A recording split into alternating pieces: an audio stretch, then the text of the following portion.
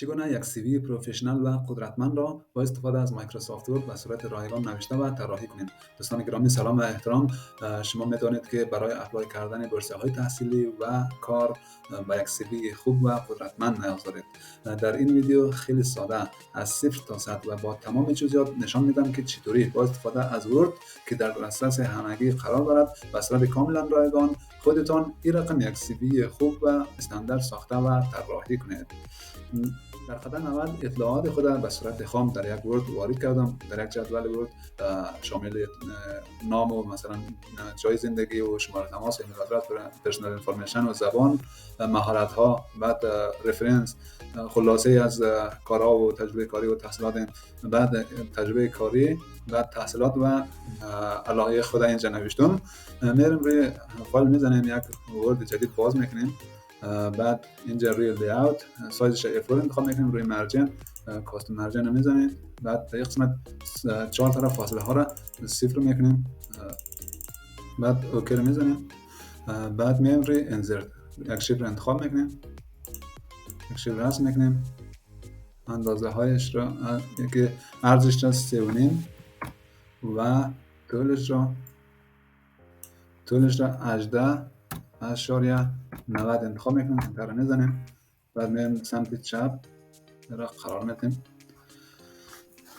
بعد رنگش را تغییر میدیم، رنگش را یک رنگ را انتخاب میکنیم. دوباره میایم روی انسرت، روی شیپ یک شیپ جدید را رسم میکنیم، روی لاین. خب اینجا انتخاب میکنیم.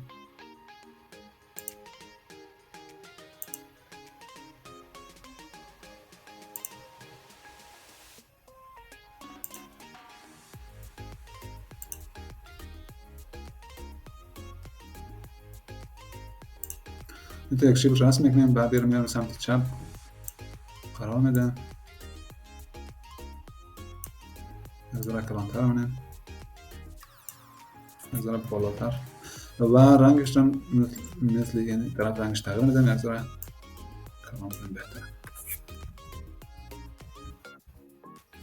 خب دوباره میریم روی انسرت پیکچر رو میزنیم، یک تصویر رو انتخاب میکنیم. تصویر خودم رو انتخاب کردم. بعد در قسمت میاریم تصویر رو خورد میکنیم،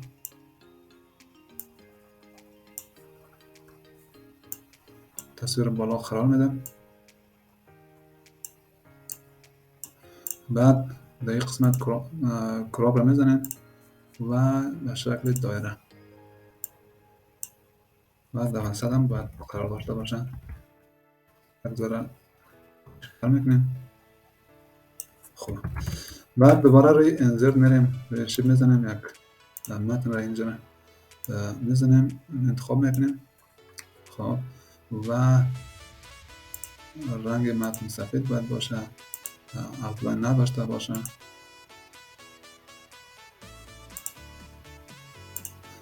خب نوشته میکنم زیا محمدی.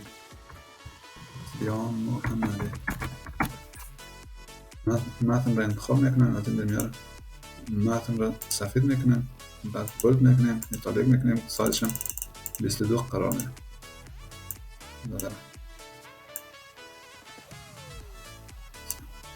خب دوباره روی انسرت میریم، دوباره یک جای متن انتخاب میکنیم، بازم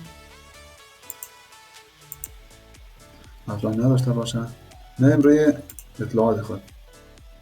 اینجا اول ایمیل آدرس خود انتخاب میکنم، کنترل سی رو میگیرم، میارم اینجا کنترل وی میکنم. بعد ایرم سفید میکنم و دیده شود، سایزش 12 انتخاب میکنم. خب بعد میرم شماره تماس انتخاب میکنم، کنترل سی میکنم، میارم اینجا.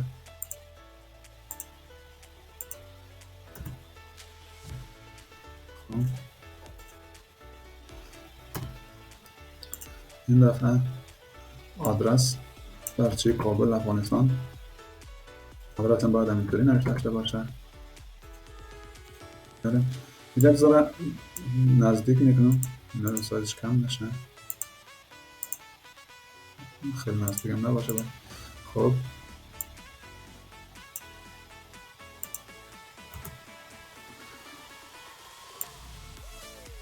من سفید میکنم، این عبارت هم سفید. بعد میم روی انزرت دوباره روی آیکون اینجا ایمیل نشون میکنم، ایمیل یک کنه آیکون ایمیل رو انزرت میکنم.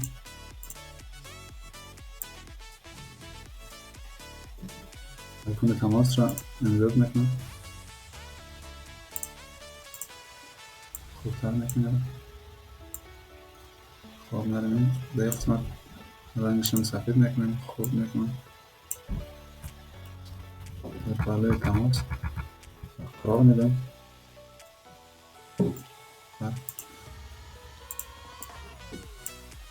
فاصله یک دارم بیشتر کنم. خب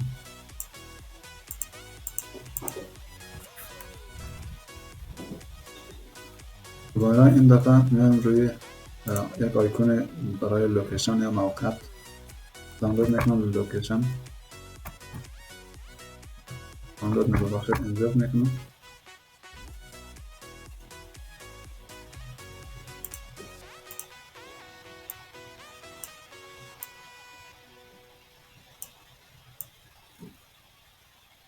قسمت میارم.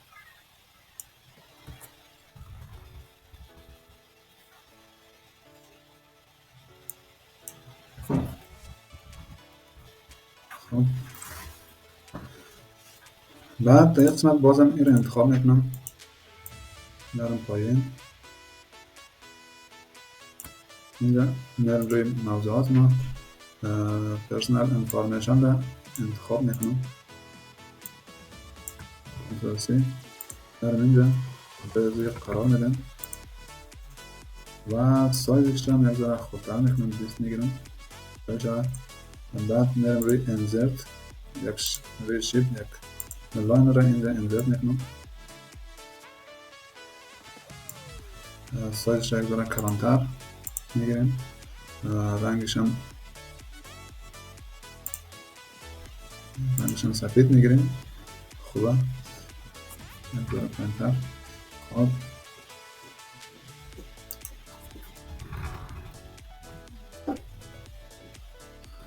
بعد دوباره میریم روی انزرت، یک آیکون دیگه برای پرسونال انفارمیشن میاریم. فرض مثال این آیکون رو انتخاب میکنیم.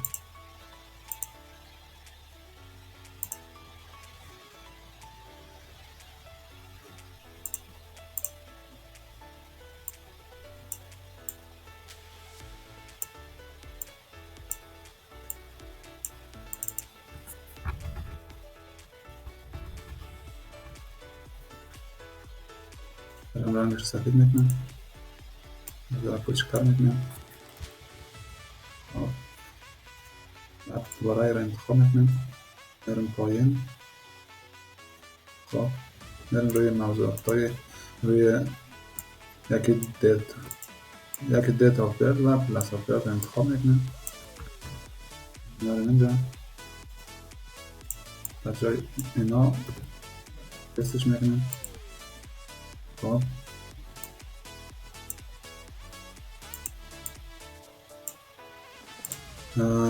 تاریخ تولد مثلا تا اول روز، بعد ماه، بعد سال را انتخاب کردیم. میاریم اینجا روی تا چپ میزنیم،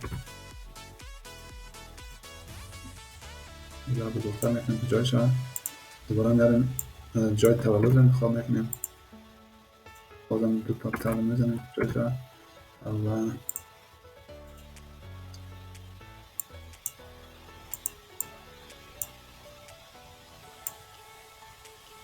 و دوباره میاییم روی موضوعات های ما بعدی زبان از زبان انتخاب میکنیم. میریم اینجا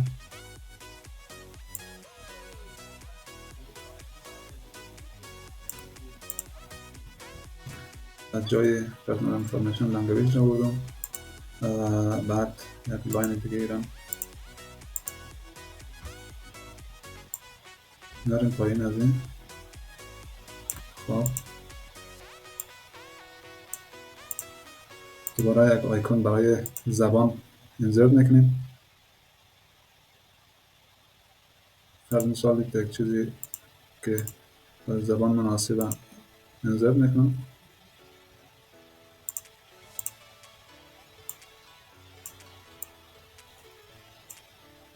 خوب میکنم.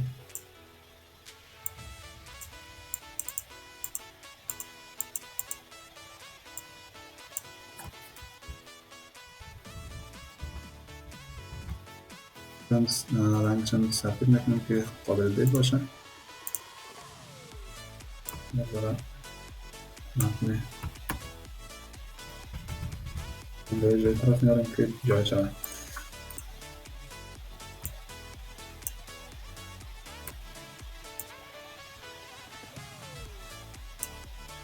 دوباره روی موضوعات ما میاریم و زبان ها رو انتخاب میکنیم. انگلیسی هست، جرمن هست یا جرمنی، پرژن یا دری و پشتو رو کنترل سی میکنم، میارم اینجا. از جای اینا کنترل وی میکنم، کلام میکنم که دیده شده. فاصله هایش هم کم میکنم که جای کمتر رو بگیره. خب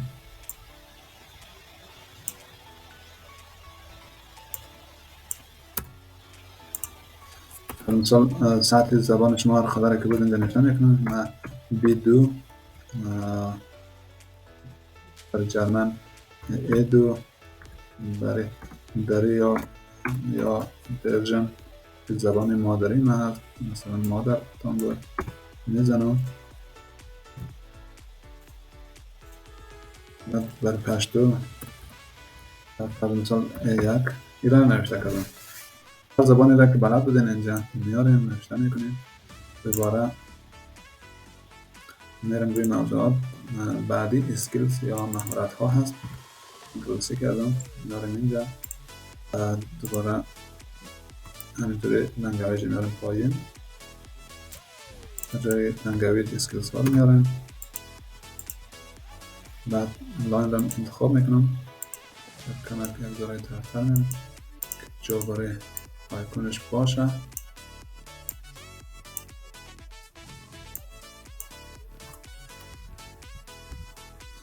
خب بعد انتخاب میکنم میارم پایین. خب میریم مهارت ها رو انتخاب میکنیم، کنترل سی میکنم، میارم اینجا. از جای زبان ها مهارت ها رو کنترل وی میکنم. بعد اینا رو میارم قسمت رو میزنیم که مخروط‌تر دیده شود.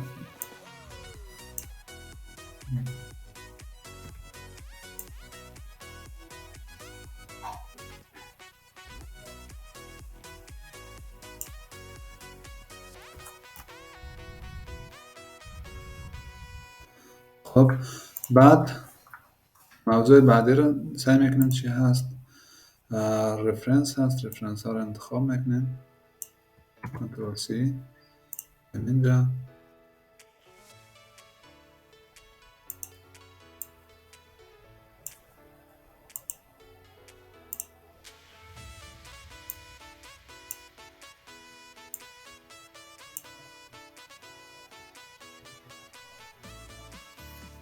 خب دوباره مثل قبلی رو انتخاب میکنیم، میرم پایین، رفرنس ها رو میزنم، همینطوری لاینش رو انتخاب میکنیم،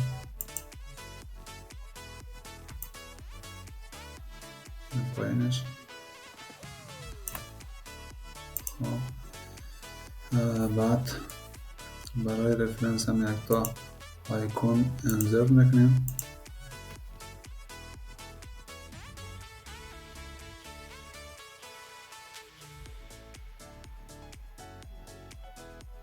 پایین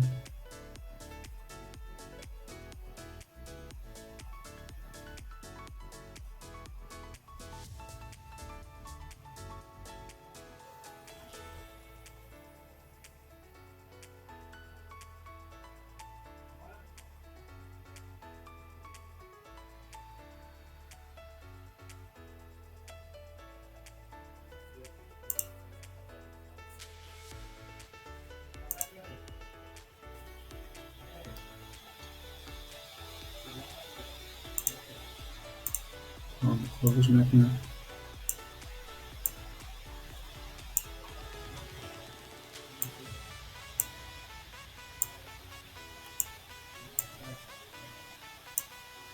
رنگش رو سفید میکنم.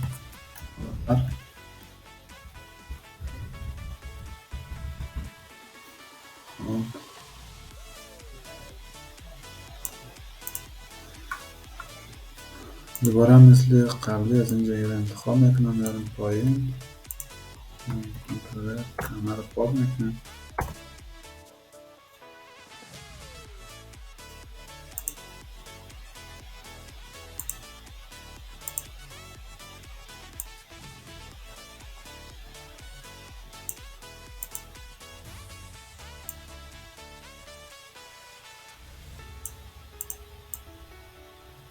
ذرات جابجا میکنیم که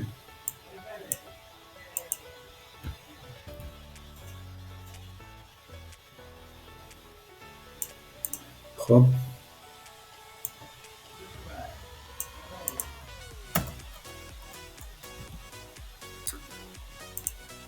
میریم رفرنس رو انتخاب میکنیم، اینجا کنترل وی میزنم،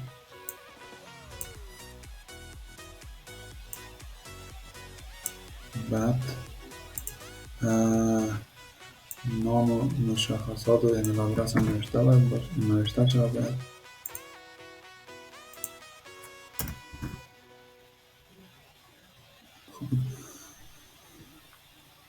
بعد دوباره میایم روی هابیز یا علایق رو میاریم انتخاب میکنیم، اینجا همینطوره میاریم پایین،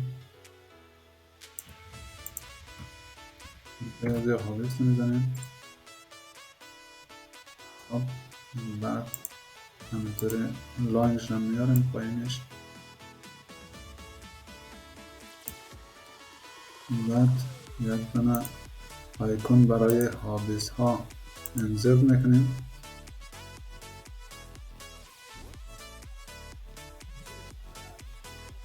از مثال یه آیکون رو میگیریم انتخاب میکنیم،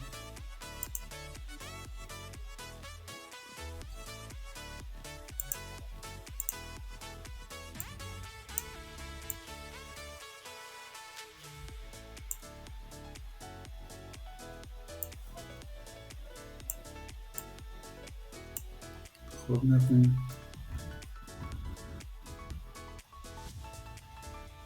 رنگشون سفید میکنیم که بیان شود.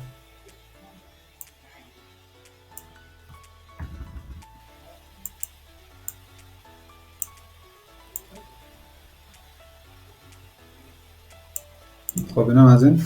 بعد به این قسمت میاریم بازم روی انزرت یا تکست باکس رو اینجا انزرت میکنیم، به قسمت اینا رو حذف میکنیم. بعد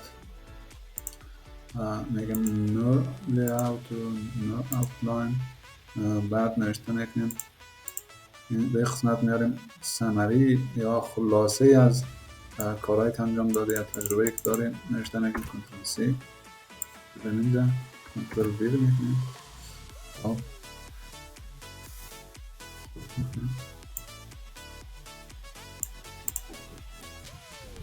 سایزش رو میگیریم 22 میگیریم. خب بعد دوباره روی انزرت شیپ و یک خط را اینجا کش میکنیم،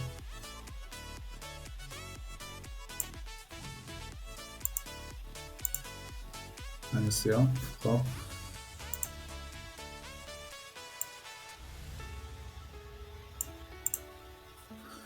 دوباره میریم روی انزرت تکست باکس یا تکست باکس دیگه را اینجا انزرت میکنیم، میریم به قسمت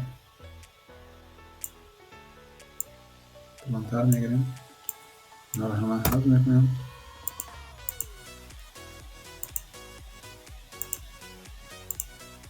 اوتلاینش هم گم میکنیم. بعد میریم کارهایی رو که انجام دادیم، تحصیلاتی که انجام داده را به قسمت نوشته میکنم. خب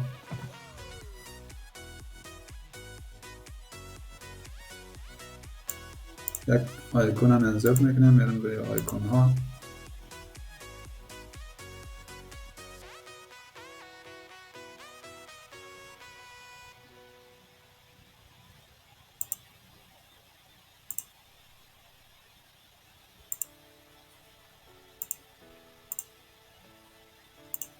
آیکون انزرت میکنم.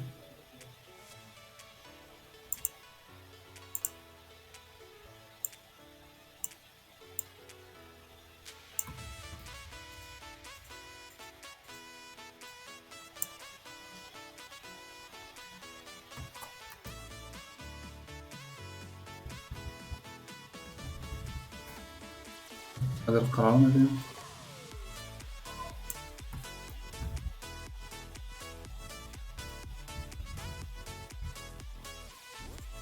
بعد مرحله بعدی میریم میبینیم که چی هست. بعد اکسپریانس رو اضافه میکنیم، کنترل سی رو میگیریم، میریم دوباره اینجا سمری رو همینطوری میریم پایین.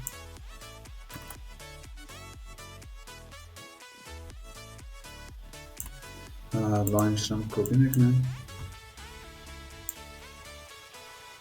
میریم پایین، جای سمری اکسپریانس رو میزنیم.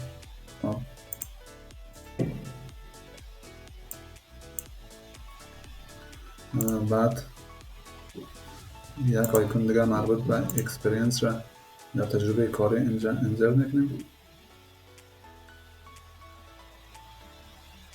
فرض مثال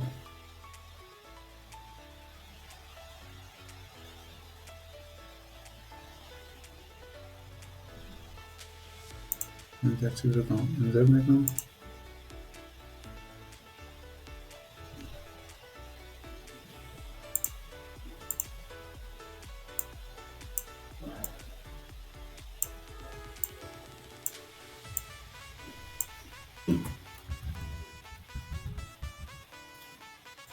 بعد تکست باکس کپی میگیرم، میارم پایینش. دوباره میریم تجربه کاری که داریم اینا رو انتخاب میکنیم.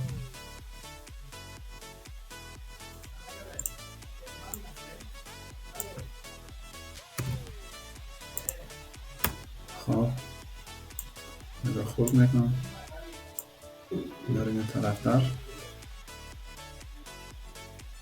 خب بعد یه تکست باکس دیگر هم اینجا انزرت میکنم، بهش میاریم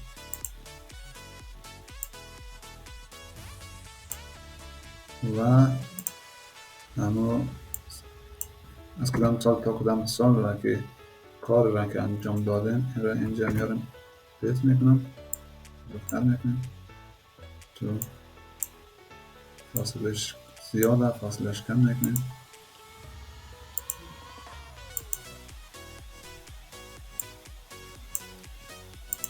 سایزش هم 11 هست. خوب سایزش هم 10 میگیریم، بزرگتره، خوب باشه بهتر.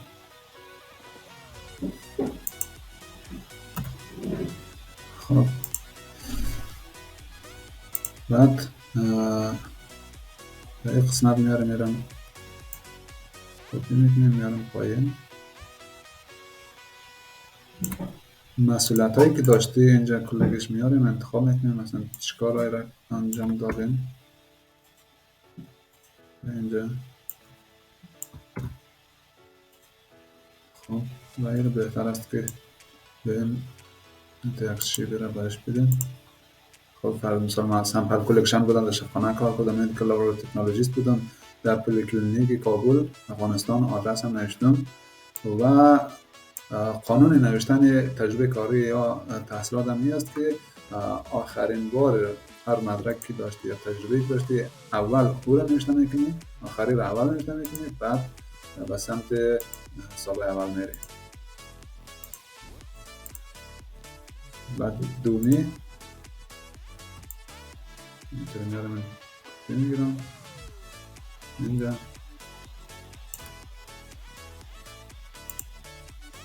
دیگه چیکار انجام دادم؟ به شکل ولنتیر یا به شکل رضاکارانه در مکتب حبیبیه کار کردم. فرض مثال میارم انتخاب میکنم، جایزه پیز میکنم. خب مسئولیت هایی که داشتم اینا رو میارم انتخاب میکنم، پایین از این نوشته میکنم. بعد چیکار رو انجام دادم، کوچینگ استودنت فرض مثال هر کاری رو کردم اینجا میارم انتخاب میکنم، اینا رو حذف میکنیم و جایش اینا رو چیز میکنیم. خب از یک طرفتر بیارم.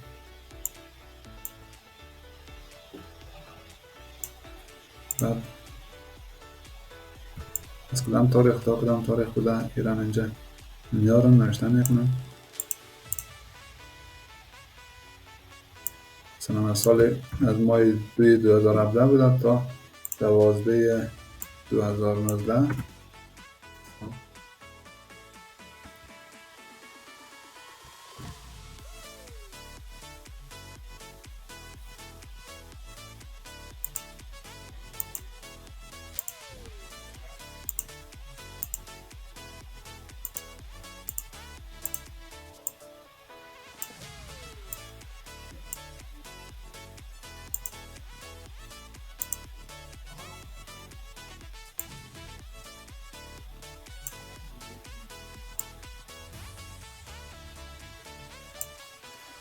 خب میریم بعدی چیه؟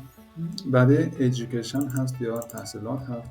کنترل سی میگیرم اینجا میارم دوباره مثل قبلی همینطوری اکسپریانس رو کپی میگیرم میارم پایین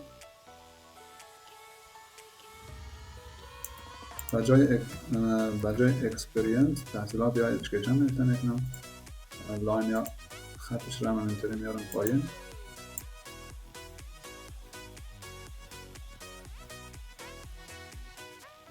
قسمت قرار میدم. خب بعد یک آیکونی مربوط به تحصیلاتم انزرت میکنم.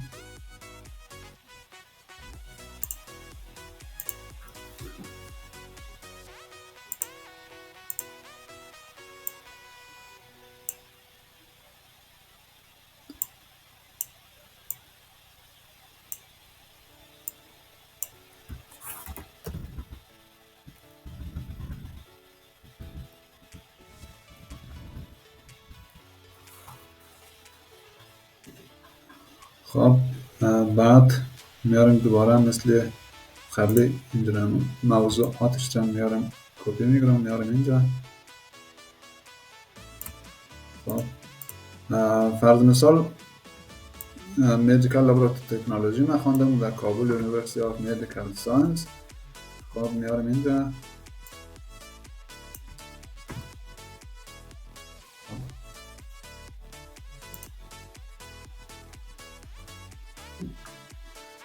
بعد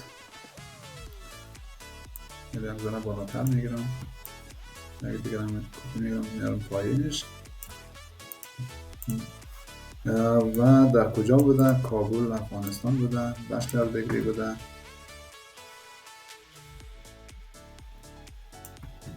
انتخاب میکنم اینجا این تک چیز انتخاب میکنم دیده شود.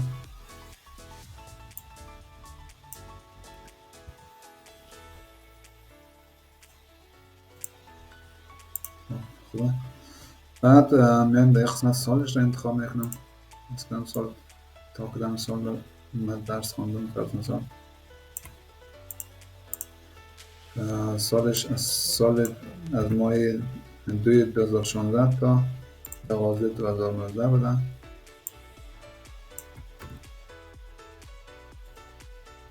خب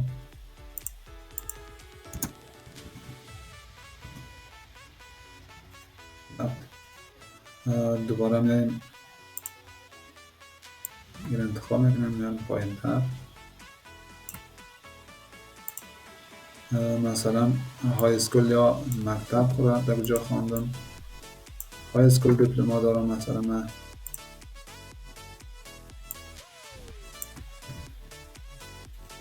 در حبیبیه های اسکول بودن و ما تابع میکنیم.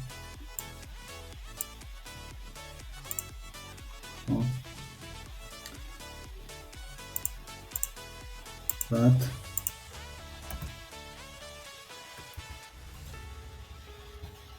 میارم پایینش.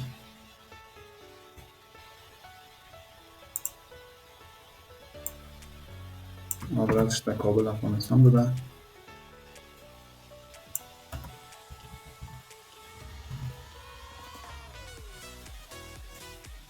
خب چیزی انتخاب میکنیم. خب از کدام سال تا کدام سال بوده؟ مثلا نوشته میکنم که از سال 2002 تا 2015 بوده. خب میریم بعدی رو انتخاب میکنیم. انگلیش دیپلما دارم از استار ادویکیشن.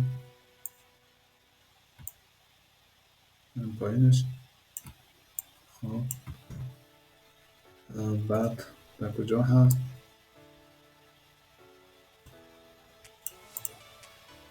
کابل افغانستان بوده. و موضوع چی بوده؟ یعنی در چی سطحی بوده یا و چی هدف بوده؟ تافل پریپریشن یا آمادگی تافل بوده. خب از کدام وقت تا کدام وقت دارم انتخاب میکنیم.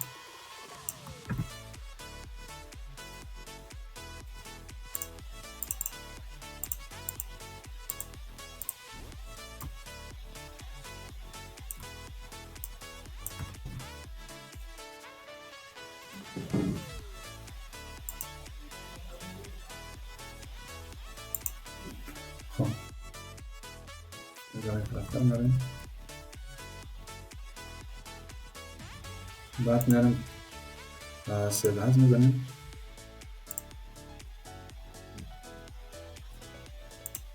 به شکل PDF ذخیره میکنم.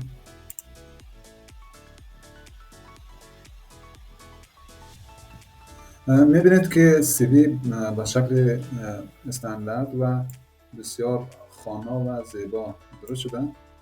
CV کاملا آماده شد. دیدیم که با استفاده از ورد بسیار ساده تانستیم یک CV استاندارد و پرقدرت را بسازیم که در اپلای کردن کار و بورسیه های تحصیلی میتونید از این CV استفاده بکنید. انشالله که این ویدیو برای شما مفید بوده. تشکر از اینکه حمایت میکنید.